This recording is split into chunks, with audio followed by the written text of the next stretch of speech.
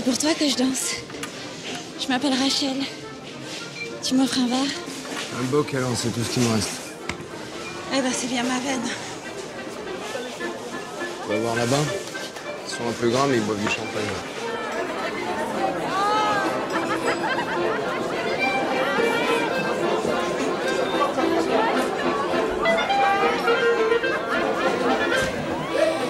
Je meurs de soif. Oh, il fait... Voilà.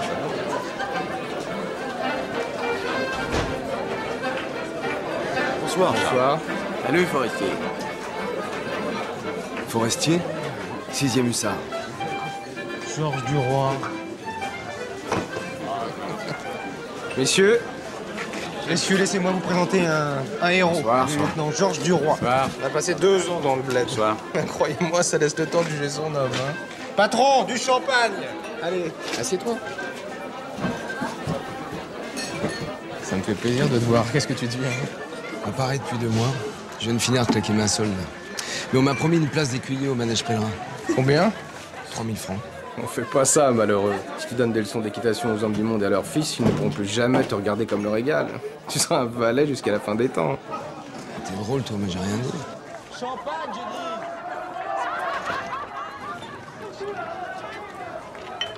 Ouais, mon portefeuille. Je l'avais en entrant, ça j'en suis sûr, hein. Tu crois? Il est peut-être tombé dans la voiture. Laissez dans ton manteau. Tu permets?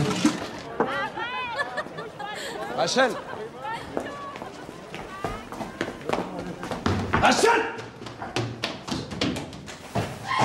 Yes. Idiot, tout le monde te connaît ici. On va te soupçonner, alors donne-moi l'argent. Non. Donne.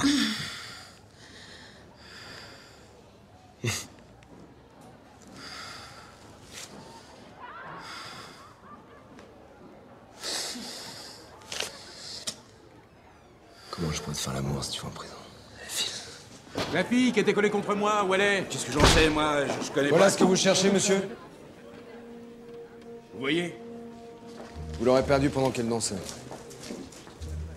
Merci. Vérifiez qu'il ne manque rien. Oh, pas la peine, c'est un héros cet homme-là, je vous dis. À moi, il m'a déjà sauvé la vie. Je vous raconterai. Toi, je te lâche plus, et pas question de devenir palefrenier. Tu sais que j'ai fait mon chemin. Je dirige la politique à la vie française. On a toujours besoin de monde au journal. Viens dîner demain soir, on verra ce qu'on peut faire. Merci, mais... Quoi? c'est que je n'ai pas d'habit. À Paris, vois-tu, il vaudrait mieux ne pas avoir de ligne. À valoir sur ton premier article. Arrête, tu me chatouilles.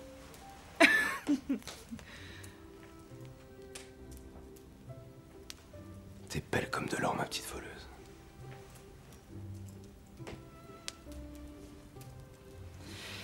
Me regarde pas comme ça. J'ai pas l'habitude.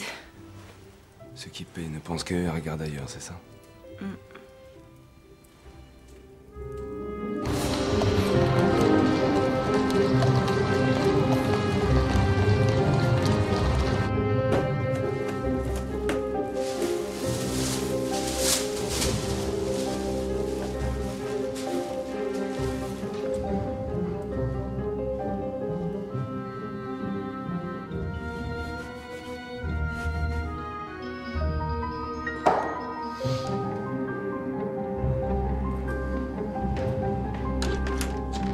Bonsoir, monsieur.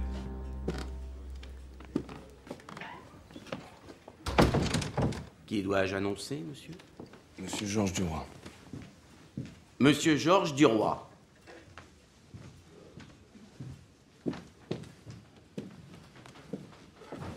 Bonjour, madame, je suis... Je sais, Charles m'a raconté. Je suis bien heureuse qu'il ait eu l'inspiration de vous inviter ce soir. Je suis toujours très heureuse quand Charles a de l'inspiration. Venez. C'est un dîner sans chichi, presque intime. On va bientôt passer à table. Ah, et voici la plus intime de toutes. Clotilde Marel, ma meilleure amie et aussi ma parente. Madame, Monsieur Duroy est un bon camarade de Charles.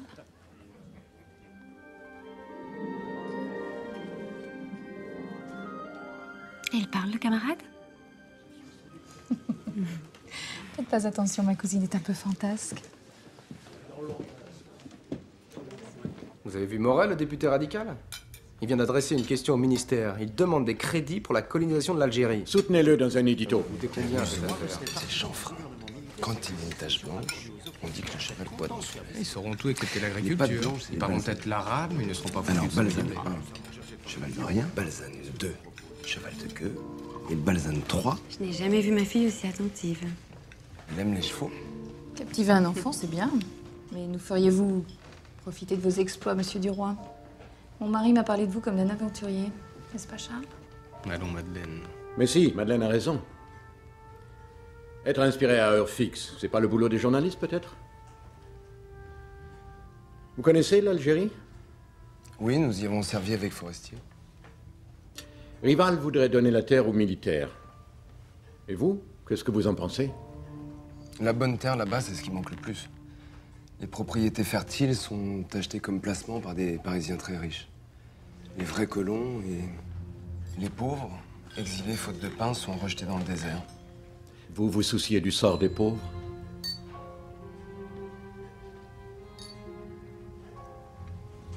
C'est-à-dire que j'ai côtoyé beaucoup de petites gens, oui. Sans doute génial et ennuyeux, alors. Surprenant pour certains. D'ailleurs, ça me rappelle une anecdote. On patrouillait un jour près de Gardaïa. Il faisait au moins 50 degrés. Alors on bivouaquait dans un palais, la joue collée sur le marbre pour chercher la fraîcheur. Un vieil arabe nous apporte de l'eau et des dattes. On commence à discuter, on sympathise. Et à la fin, il m'offre une petite rose des sables. Pour ne pas être en reste, je lui donne une pièce. Mais ses doigts tout déformés la laissent tomber par terre et elle roule sur le marbre. Bref, impossible de remettre la main dessus. Au lieu de se lamenter, le type se retourne alors tranquillement vers moi et me dit « Donne-moi une autre ». Ah, le coquin. C'est aussi ce que j'ai pensé au début. Mais il rajoute « Donne-moi une autre que je puisse retrouver la première ».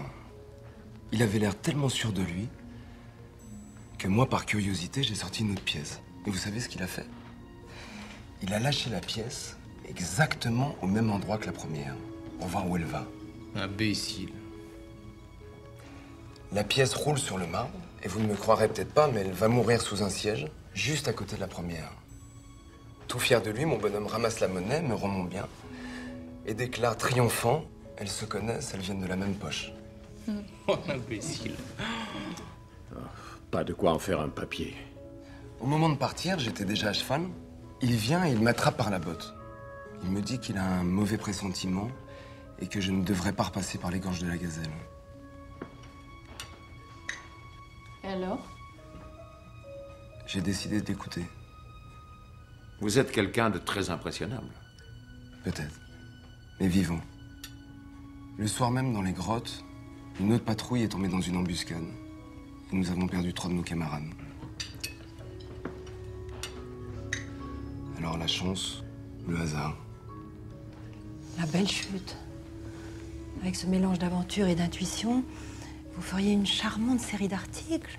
On pourrait les appeler « Souvenirs d'un chasseur d'Afrique ». N'est-ce pas, mon ami? Faites-en un pour demain, 3 heures. Mêlez vos souvenirs à la question de la colonisation. Forestier s'occupera de vous. D'accord, patron. Aux chasseurs d'Afrique? À la vie française. À la vie française. Vous aussi.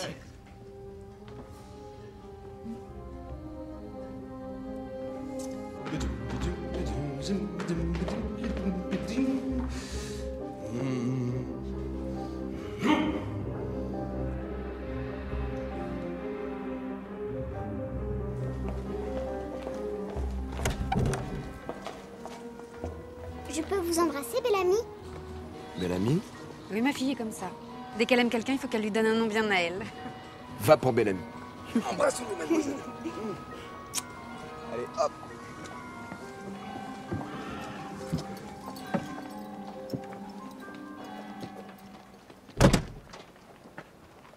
Madame. Oui? C'est curieux avec vous, je perds tous mes mots. Mais toute la soirée, j'aurais aimé vous dire que ce bijou à votre oreille. Me rendait captivante, envoûtante, inoubliable. Mais Toute la soirée, j'étais assise en face de vous et vous ne l'avez pas dit. Bonsoir, monsieur.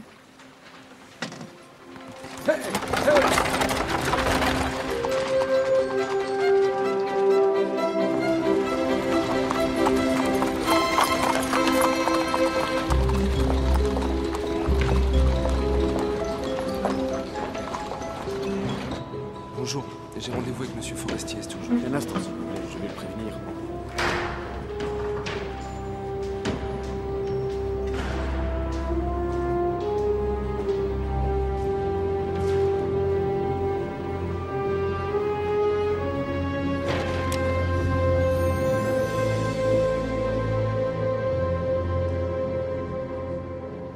Franchement, je crois que c'est pas mal, ça va te rappeler des souvenirs. Sortant des eaux tel un mirage. Alger est une ville blanche, écrasée par un soleil étouffant. Les dunes sont comme des vagues. Tu te fiches de moi? Bah non, c'est... C'est nul, c'est plat. Je t'ai demandé du vécu, des souvenirs, des images. J'ai essayé, j'y ai passé toute la nuit. En parlant, ça va, mais dès qu'il faut écrire, tu vois, les mots ne viennent pas. Eh ben recommence. On passera la semaine prochaine. Allez. C'est impossible. Écoute mon petit vieux, je veux bien te rendre service, mais La Vie française est le meilleur journal de Paris. C'est impossible, je te dis. Thomas Homme. Excuse-moi. Va voir Madeleine. J'ai dressé à l'exercice, elle arrangera l'affaire. À l'expression de son regard, on comprenait. Cet homme n'était ni un saint ni un monstre. Il était assis sur sa chaise, attendant la mort. Voilà. C'est que... Oui, Bah, ça s'est pas tout à fait passé comme ça. mais ça aurait pu. Qui vous dit qu'ailleurs, un autre soldat dans d'autres circonstances. Peut-être, mais moi, dans mes souvenirs, c'est... Mais ne soyez pas si naïf. Dans cet article, par votre voix, ce sont tous les soldats de tous les pays du monde qui parleront. Soyez particulier pour devenir universel. Charmez la vérité pour lui faire dire ce qu'elle n'ose pas.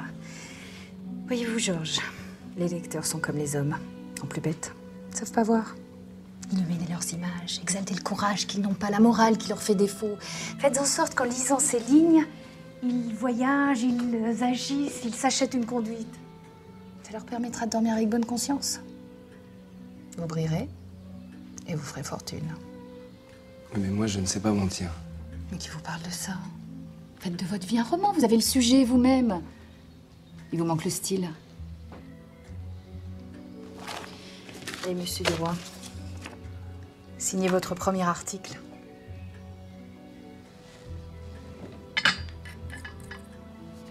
Et souriez. Même ma cousine Clotilde a été sensible à ce joli sourire. 200 francs par mois et 5 sous la ligne pour commencer. Le vieux n'a pas voulu lâcher plus. Ah, il est raide, je te jure. C'est parfait. Saint-Potin, Saint-Potin. Je te présente Georges Duroy, il fait partie des nôtres. Tu lui apprendras les ficelles, les contacts, comment tirer les verres du nez d'un muet de sa tombe. Tiens, emmène-le au Bristol. Le Raja de Udaipur est descendu. Je veux un topo sur les menées de l'Angleterre en Extrême-Orient. Allez, que ça saute. Non mais quel faiseur. Tu crois pas qu'on va aller voir l'Indien au Bristol? Je sais déjà ce qu'il pense, l'Indien. Je le sais mieux que lui. Oui, mais Charles a dit que... Les ficelles. Il a dit les ficelles. Et d'abord, tu sais ce que c'est que La Vie française? Un journal catholique, libéral, républicain et royaliste, fondé pour soutenir les opérations de bourse de notre patron, Walter. Voilà. Toujours envie d'écrire, le Candide?